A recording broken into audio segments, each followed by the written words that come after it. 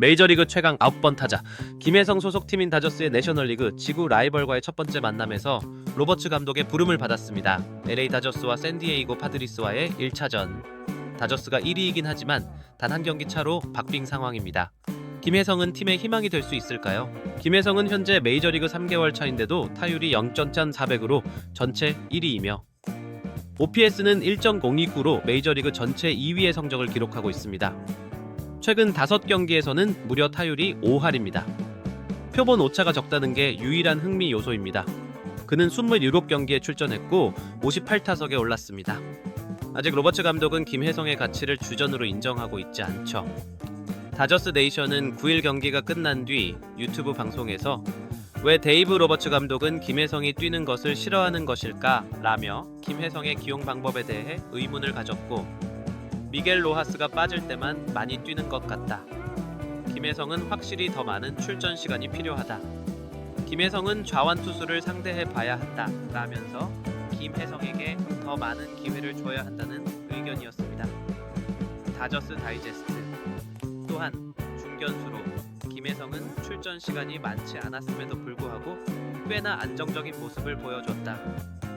타석에서의 활약, 주로 수비를 모두 고려했을 때 타격 성적은 어느 정도 하락이 예상된다고 하더라도 김혜성을 대부분의 경기에서 선발로 기용하지 않는 이유를 찾기 어렵다. 이렇게 지적했습니다.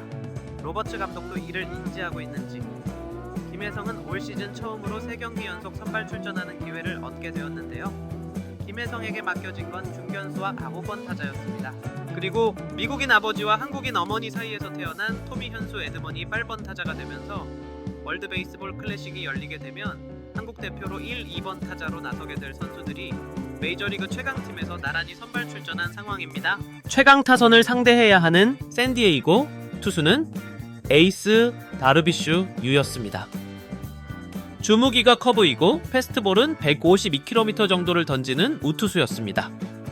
샌프란시스코와의 경기에서도 이정우에게는 안타를 맞았지만 쉽게 공략하기 어려웠던 투수였죠. 다저스는 하필 최근 성적이 좋지 않았고 그나마 김혜성이 전날 3루타와 함께 2타점, 토미 현수 에드먼은 멀티 2타점을 올리면서 한국 선수들의 활약으로 다저스를 연패에서 구해냈습니다. 장타가 매우 부족했던 다저스가 다르비슈 유를 상대로 다시 살아날 수 있을까요?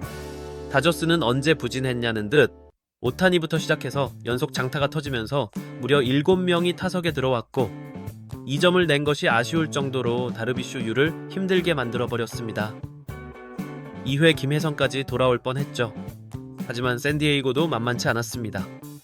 다저스의 선발 투수는 저스틴 메이는 들쭉날쭉한 컨디션으로 다저스의 투수진이 완전히 붕괴될 정도로 부상자가 폭출하면서 마운드에 올랐습니다. 메이 역시 1번 타자 페르난도 타티스 주니어에게 두들겨 맞고 계속 맞으면서 1회에 2실점. 이 경기는 라이벌전인 만큼 매우 흥미롭게 경기가 이어지게 되었습니다. 샌프란시스코 경기 때와는 매우 다른 타격전 양상으로 진짜 재밌었습니다. 2회 초 원아웃 상황에서 타석에 선 김혜성, 다르비슈 유의 초구는 높은 패스트볼. 김혜성은 전혀 흔들림 없이 볼을 골라냅니다. 방송에서는 김혜성이 타석에 섰는데도 그동안 김혜성이 공수주 맹활약하는 하이라이트 장면을 보여주기도 했습니다.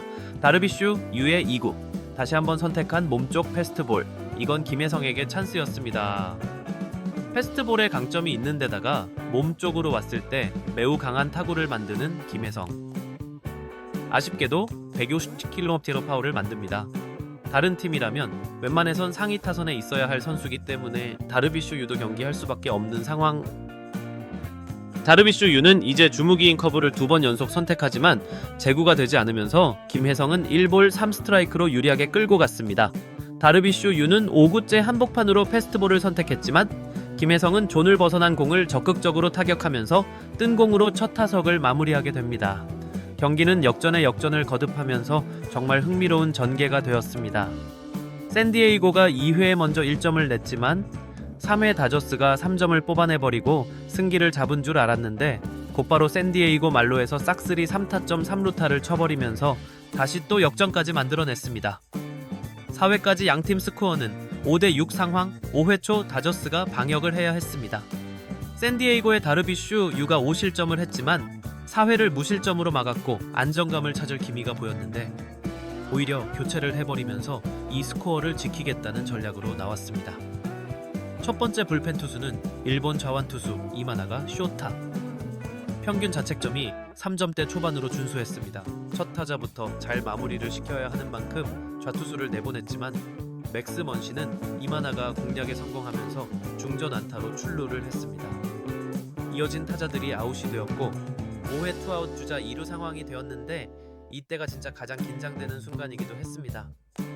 좌투수 이마나가가 올라와 있고 다저스는 이 찬스를 놓칠 수 없었던 상황이죠. 그렇기 때문에 로버츠 감독의 선택 하나에 김혜성은 교체될 위기였습니다. 김혜성은 지금까지 좌투수를 딱 2번 상대했습니다. 그만큼 로버츠 감독이 좌투수를 만나지 않게 한 거죠. 명분도 없었습니다. 김혜성은 한국에서도 좌투수에게 타율이 나쁘지 않았으니까요. 그런데도 김혜성은 플래툰에 갇혀 있었죠. 방송 카메라가 교체 선수를 비춰주지 않고 있었기 때문에 어느 정도 기대감도 있었죠. 그리고 바로 김혜성이 타석에 섰습니다. 로버츠 감독이 동점 내지 역전할 수 있는 이 기회에 김혜성을 믿고 출전시킨 것입니다. 어쩐 일인지 김혜성은 좌투수 상대 2타수 2안타였습니다. 한일전인 만큼 이번 타석은 2마리 토끼를 얻을 수 있는 절호의 기회였습니다. 신경이 쓰였던 건 앞선 타석에서 커브에 약하다는 걸 제대로 보여줬다 보니까 이마나가가 커브를 많이 사용한다면 김혜성이 불리할 수도 있겠다는 압박이 왔습니다. 이마나가는 커브 사용률이 2% 이하였습니다. 이마나가의 초구는 슬라이더 스트라이크로 김혜성은 여유 있게 지켜봤습니다. 이 정도로 충분히 칠 수 있다는 자신감이 느껴졌죠.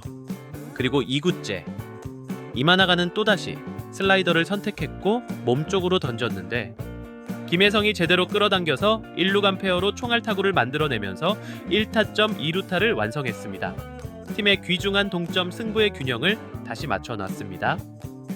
로버츠 감독의 믿음에 제대로 부응한 김혜성 이번 경기로 여전히 타율은 4할대입니다.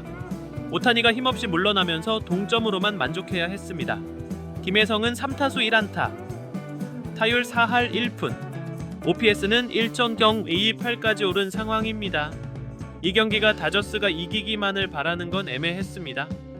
문제는 다저스, 샌디에이고, 샌프란시스코가 완전히 박빙인 상황이다 보니까 샌프란시스코를 1순위로 응원하는 입장에서 어느 팀이 이기길 바라야 하는지 정말 애매했습니다. 급기야 차라리 다저스의 패배를 바라게 되는 상황이 와 버렸습니다. 8회 초 1사 상황에서 김혜성이 타석에 올랐습니다. 그런데 갑자기 김혜성이 벤치로 걸어 들어가더니 교체가 된 겁니다. 그러니까 샌디에이고 감독이 김혜성을 상대하기 위해서 좌완 투수로 교체를 결정했고 이에 로버츠 감독이 김혜성을 빼고 킥해 에르난데스로 올린 겁니다. 이 친구는 이해할 수 없게도 초반 우타자입니다. 먼 비교도 안 되는 타자를 김혜성과 교체를 하냐는 말입니다. 결과도 3구 3진이었습니다. 로버츠 감독의 이 선택은 결과에 따라서 팬들에게 분명 문매를 당할지도 모릅니다. 다저스는 연장전에서 2점을 내고 샌디에이고가 1점을 내면서 다저스가 연승에 성공하고 샌디에이고는 이제 3위로 추락하게 되었습니다. 김혜성의 귀중한 동점 2루타의 힘이었다는 거 인정하시죠? 이제 김혜성은 또 언제 나오게 될까요?